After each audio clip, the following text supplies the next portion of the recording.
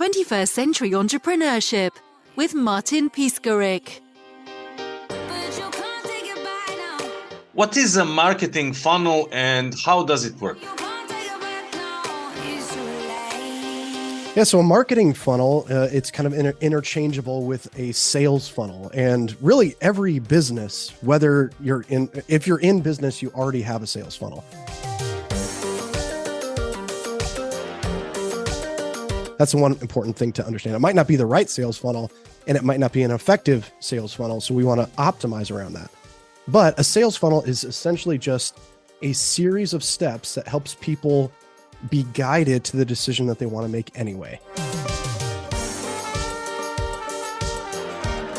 That's one of the key dispositions, is that we don't have to put a square peg in a round hole. We want to guide people's desires and leverage those desires into what are the things they already want to buy, and then how do we deliver that to them? That's how you can create a zero resistance sale, is by giving them what they already want.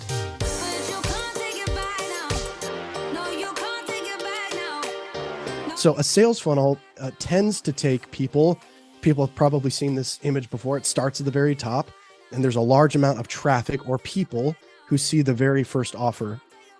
X amount of those people, let's say 100 people, come in and click on a certain landing page that has an opt-in form to join, to maybe get a free guide or a blueprint or a cheat sheet or some type of digital gift in exchange for an opt-in. That's an opt-in step on the funnel. About 30 to 50% of people will land on the page and say, yes, I want that thing. The other people, they self filter. So they leave the page and don't take action. Great. So we've just eliminated half the people who don't want to do business with us.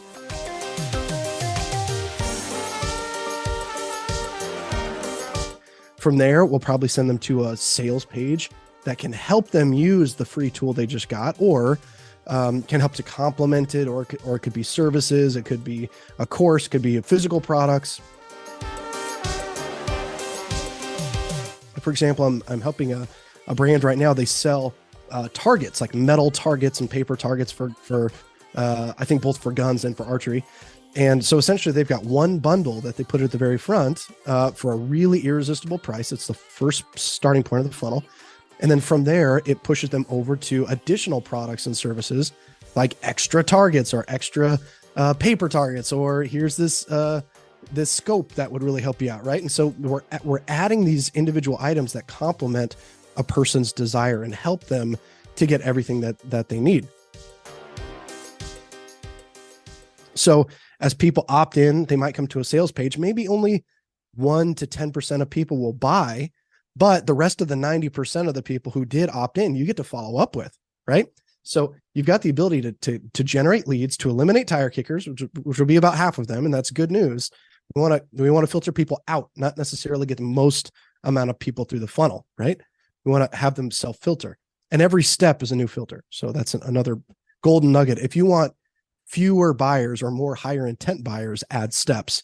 If you want just mass buyers or mass lead flow, cut back on the steps and the filters. So as people come through our funnel and they're starting to make these decisions, people will start at the very top, and maybe 1% of them will go all the way through the stack. But that single buyer, that 1 out of 100 who goes all the way through and buys everything, becomes your very best customers, repeat customers, raving fans. And those are the people that make the entire sales funnel worth it, right? So Target, Walmart, any supermarket that you're in is a sales funnel. I love Target. It's one of my favorite examples. You walk in and there's probably a Starbucks there on the side. So they want you to get all warm and cozy and comfortable. And so you just spent a bunch of money. It primes your senses towards spending. Then they have those dollar items, the cheapy items right up front. It continues to prime your spending if you didn't get coffee. And then they immediately move you into the primary highest profit margin products, which is women's apparel. In almost every store, this is how they lay it out. Then they move you over to men's apparel, another very high profit margin product. Then the back end high ticket products, the kayaks, the luggage, the televisions, the computers. So we're ramping up with things that people might need from a price ascension perspective. And then it ultimately leads at the end at the milk and the cheese, the stuff they don't make any money on at all. But that might have been the reason that you came in the first place. So they almost never dump you right into the grocery section. Walmart does a little more often, but some of the smartest stores will always put the loss leaders kind of further back. So you have to traverse through their store to get through. So again, to wrap up that concept, everyone's got a sales funnel, whether you're getting referrals, whether you're doing social media, paid advertising, any of those things. That process to move people from desire to fulfilled desire is a sales funnel. So you say Target, Walmart. What about if you're a coach, if you're a consultant? Yeah. So selling your information, it's one of my favorite business models. Profit margins can be through the roof. It can be very scalable, especially if you start. I always suggest most people selling their advice or expertise. You always start one-to-one so that you're going to get some results for people, help to kind of get the marbles out of your mouth and kind of to work through that process to improve it. Then you can go one-to-many, which helps you to multiply your effect to kind of a one-to-many group coaching program, or some type of community style aspect where you get to leverage numbers on your side, right? From there, you can do many-to-many, which is you can hire on people underneath you to help build leverage to fulfill for each of your individual clients. That's why I love that business model so much. But for most people who are in the service-based industry, you're not necessarily selling front-end products to get people into your world. The best way, full stop, I'd bet my left arm on it, the best way to enroll clients, especially high-ticket clients, is through a one-on-one phone call.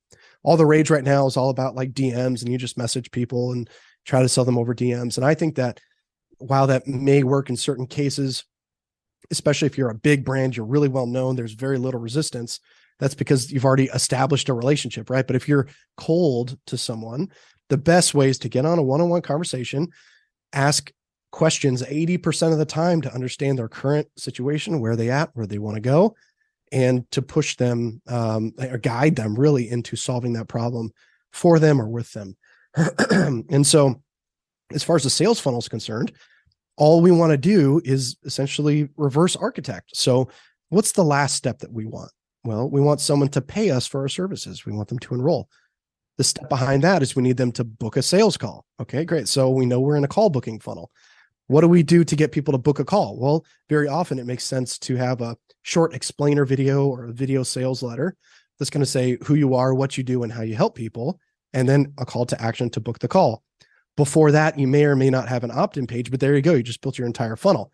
Opt-in, video sales letter, call booking page, and maybe a thank you, right? Or a next steps page. And I find that in almost all businesses, a lot of people think that they mistake a funnel for a business. So your funnel is not your business. Your funnel is an amplifier of your business, of who you are already. So some people think that, hey, I need to have lots of funnels for lots of different things. My perspective, honestly, is that you'll be more successful with less than you would with more. If you optimize around one funnel, maybe even one core offer in one specific traffic source, you're going to have far more leverage to optimize around fewer things than having 50 funnels that you're hoping are going to produce results for you, right? So it's kind of like getting married. It's like, is it better to have 50 very fast relationships, or to go deep, right, into one thing and optimize around that one variable? So yeah, for consultants and coaches, I always recommend a high ticket call booking funnel for sure. As I can see, there are a lot of features on your platform. So as a drop funnels user, how will I benefit?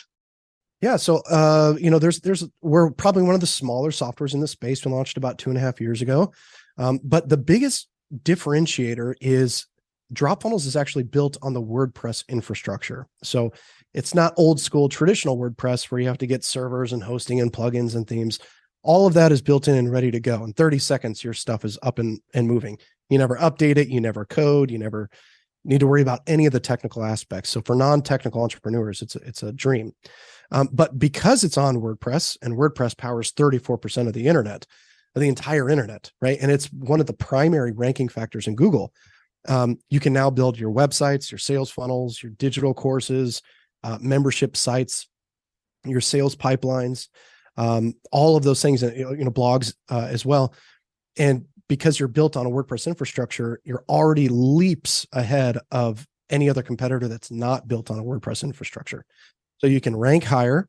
Your pages tend to load a lot faster because, we know sales loves speed, right? So Amazon did a great experiment. They did, almost every brand has done similar experiments, where Amazon specifically found that for every 100 milliseconds of latency, of like lag time for a page to load, they could actually lose $10 million in a day just based on that slowness of the page load being slow. So really, speed matters, especially when it comes to sales pages and getting things to load, especially on mobile.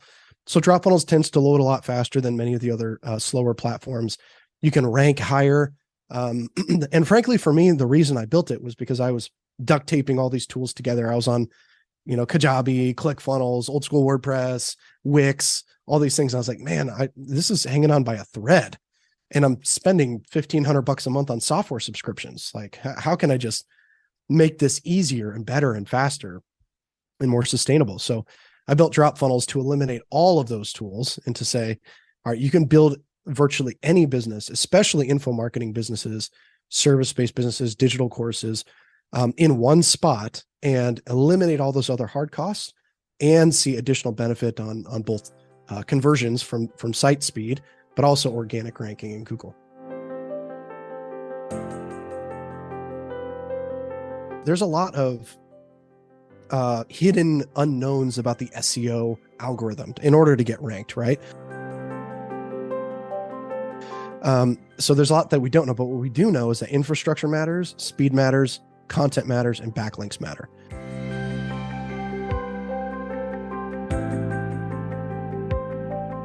So those four things are the primary motivators for Google to rank you. If you're already ranked fairly high on another infrastructure, you've already got domain reputation kind of built in. So if you were to move that domain, say, over to DropFunnels and you wanted to migrate, you would actually only see benefit, really. You'd only move up from there.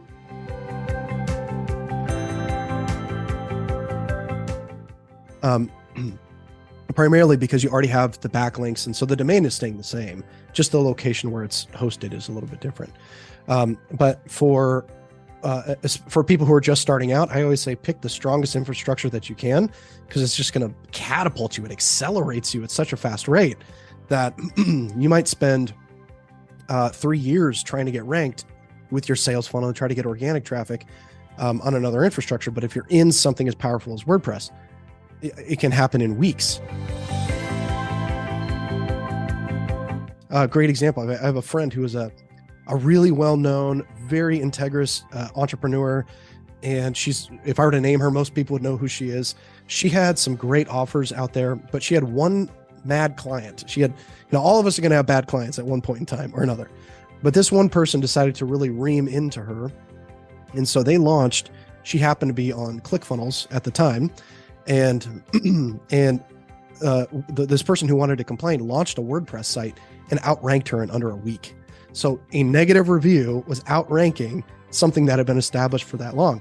And it's just because of the infrastructure, right? And so that's the power. I would never want to, I don't want that to happen to anybody. It's a horrible thing, but it's the matter of having a jetpack or just, riding a bicycle. Which battle armor do you want to use?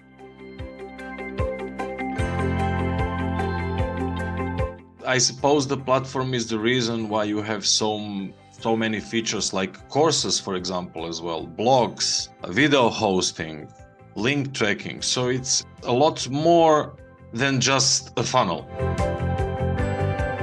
A lot more. Yeah. I mean, most people focus on funnels because it's going to help you to generate more revenue, create more leads, and those types of things. But the whole ecosystem really plays together almost like really is an ecosystem.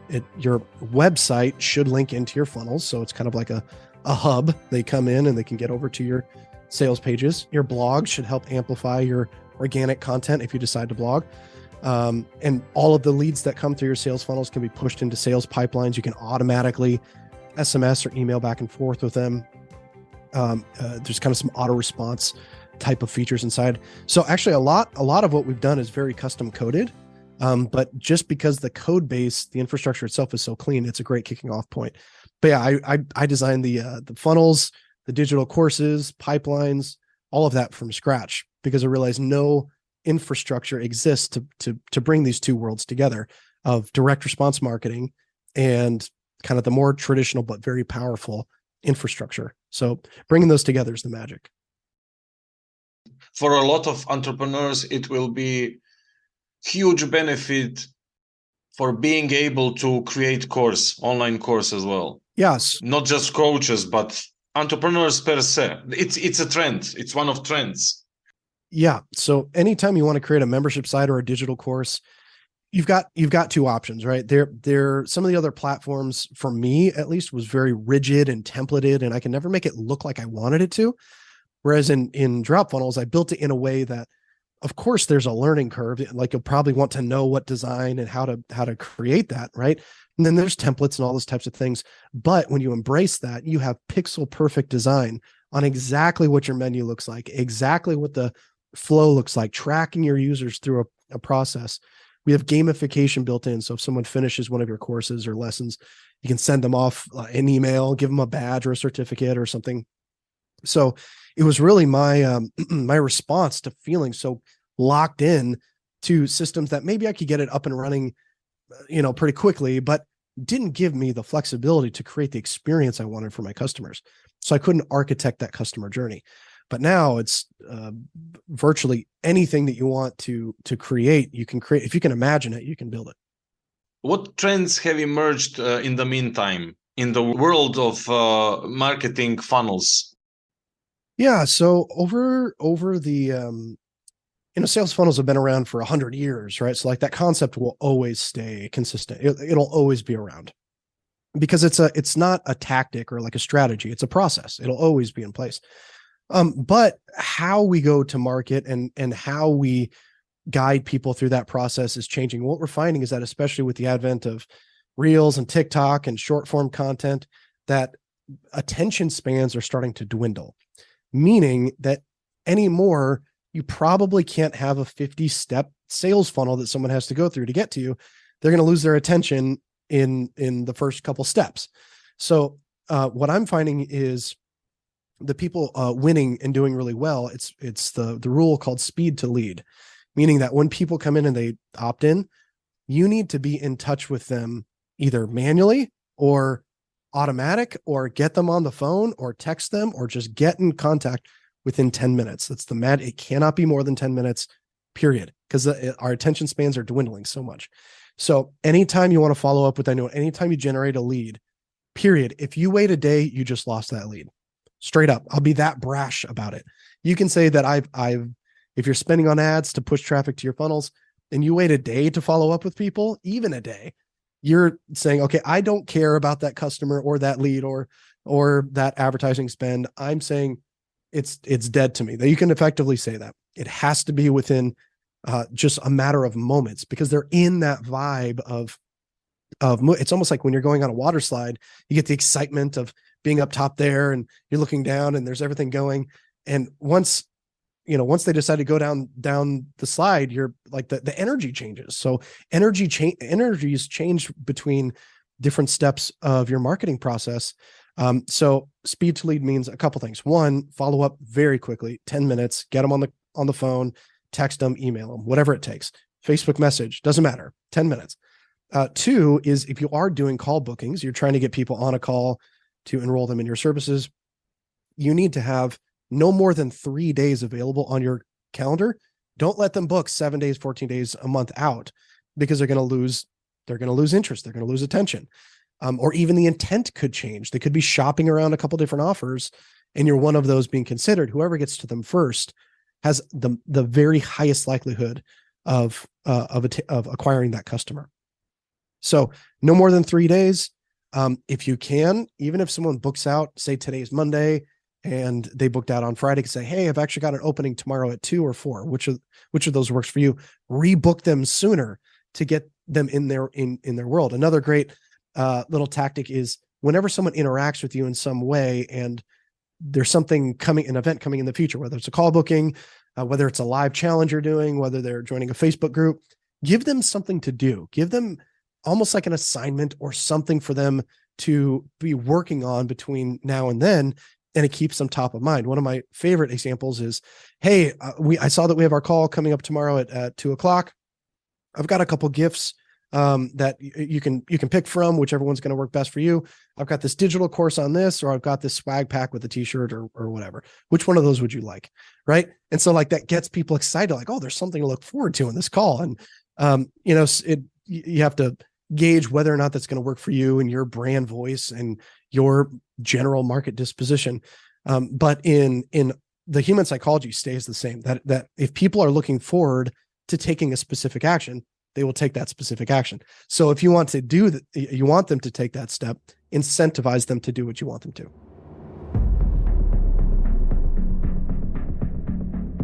Jordan, it seems like a very big platform with a huge know-how.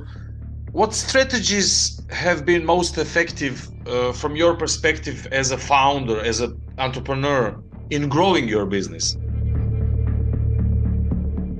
Yeah, so I think probably selling software, especially at a low ticket recur, using the low ticket recur model. Often, you can get a free trial, and then if you love it, you get to activate and continue on as a customer. But for us, it's probably the hardest way to run a business.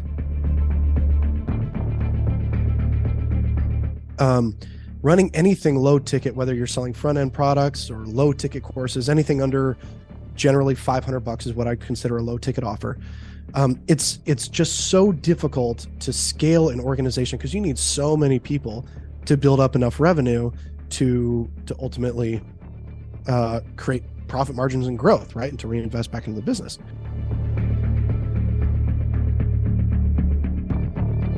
So probably the biggest lesson I've learned is never to depend on low ticket offers to sustain you. A low ticket offer, whether it's recurring or a fixed price, anything under $500, you should never count on that to be your sole revenue or profit center.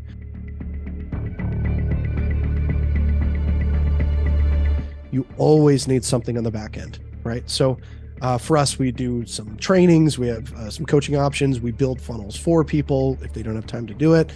But those, after you've already acquired the customer on the front end. So for example, here's some of our actual numbers.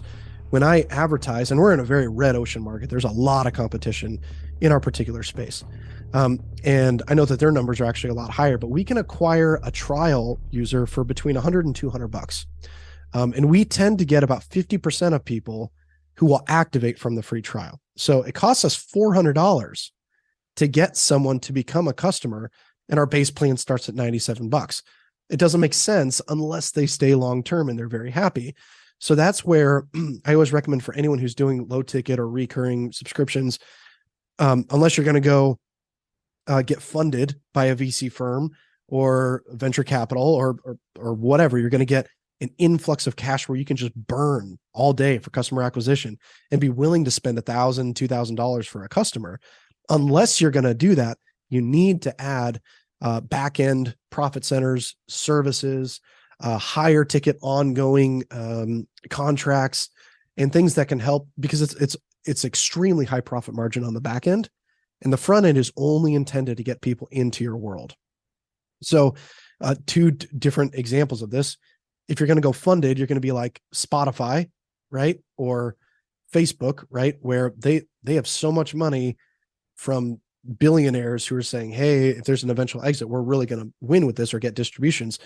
I'm going to dump a ton of money into that, go get users even at a loss. Right now, Airbnb isn't even profitable. Uber isn't profitable because of this type of model. The goal is not necessarily profitability. It's building an empire. They want to completely take a monopoly on the market share, but it's a big model, right? You need a lot of money, so not all entrepreneurs want to do that.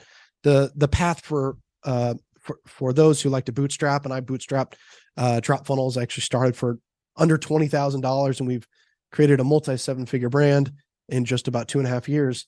But it's primarily because we understand the economics have to work out, that low ticket subscription is fine, but your profit is going to be when you can go deeper with clients over a longer period of time instead of just depending on low ticket options.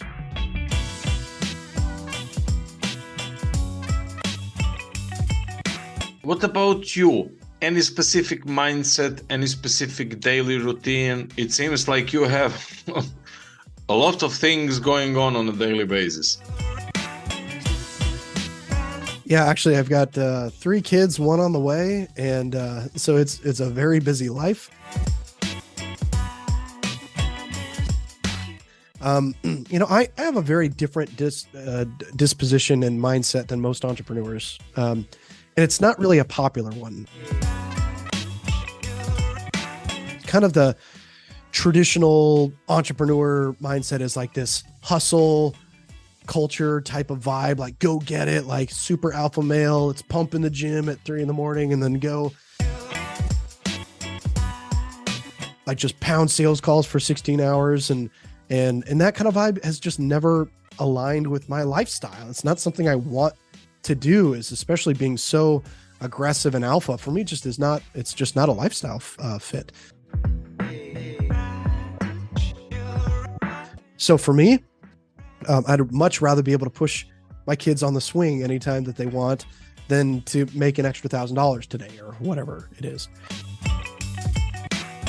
That's just me. It's a decision I've made. So even at the expense of being ultra successful, I'm not going to sacrifice my family to do it. So, I wake up, I don't start work until maybe 9, sometimes 10 o'clock in the morning. Before that, it's all family time. I'll work until maybe 3 or 4 on a longer day, and then more family time or friends or church or whatever other activities are there. But for me, I heard this phrase from someone who did some study or something, but that most people, when they're on their deathbed, they don't wish that they had more money or were more successful. They wish that they had spent more time with the people that matter to them. And so I decided I never want to be living in a life or a world of regret, ever. I never want to regret the decisions that I'm making. And you have to make those decisions now. You have to decide, A, what matters to you, and B, how do you prioritize what matters to you, and build a business around you to facilitate what it is that you want, instead of sacrificing your joys and passions and pleasures and family and relationships, the things that I think really matter, just for a business. I mean, business will come and go.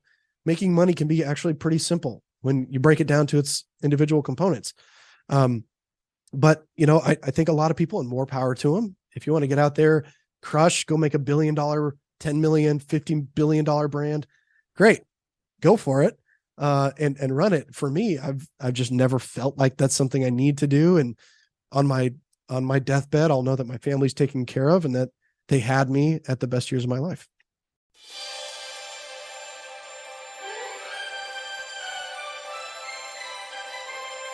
How has winning awards for your films impacted your life and career? Wow, I've never been asked that question.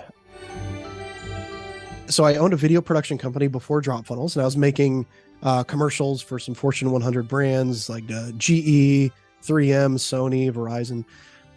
And those got spread all over, at the time, satellite and cable. And so it was very cool to create that. But and I won some awards for some various film projects that I created. And that was very cool. But I think I learned 2 lessons. When you win an award, you realize how bittersweet it is. When you don't have it, you want it. And once you have it, you don't care about it. So once you win the award, like, you're pushing so hard to get that because you feel like you're going to change. Your identity is going to be different on the other side. It's just often not the case when it comes to fruition. And so I think it's good. Awards are good for publicity and maybe ego, but not much else.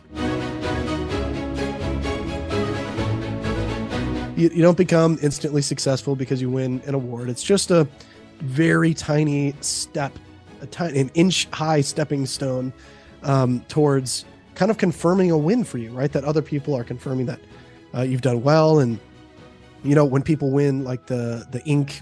100 or Inc. 500 or 5,000 awards or whatever, and they're basing that on growth. I mean, it's two things. It's ego and publicity. It's those two things that it's like, wow, we did it, but no one keeps those things quiet, right? It's always in every ad that they create. It's always, it's to get more customers to believe that they are suitable, that they are well experienced, and those are all valuable things. So I always say, if you can win awards, great, but don't stake your identity or reputation on it, because ultimately it's just a very small marker of your accomplishments.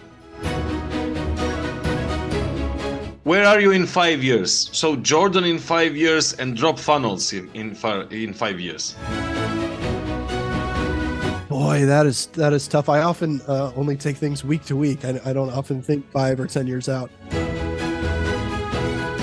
I would say within, I think technology is going to radically change over the next period of time. We're seeing right now, artificial intelligence is exploding. I think that, frankly, every platform, including mine, is going to be obsolete in 5 years because of artificial intelligence. I think there's a lifespan on it, and whoever can capitalize on leveraging artificial intelligence, in my world, it would be through either design or funnels or marketing and those types of things, where you can let a robot who knows 100 billion data points every second and is making those decisions, it's going to give you so much leverage. So I think in 5 years, whether we go that route or I go that route, I think it's very much the future, and we're about to see change like nobody can expect or has ever experienced. Like it's like, hold on and buckle up tight, because the next year is going to be insane. There's going to be such radical change. Every platform is going to have to adopt. I don't care if you're Facebook or Twitter or social stuff, whether you're an advertiser, whether you have sales funnels, or no matter what you're doing, your entire life is going to change and become both simpler, faster, but it's going to be a huge challenge for us as brands to start to leverage into what's the next phase. So I think artificial intelligence is the next one. 21st Century Entrepreneurship with Martin Piskarik.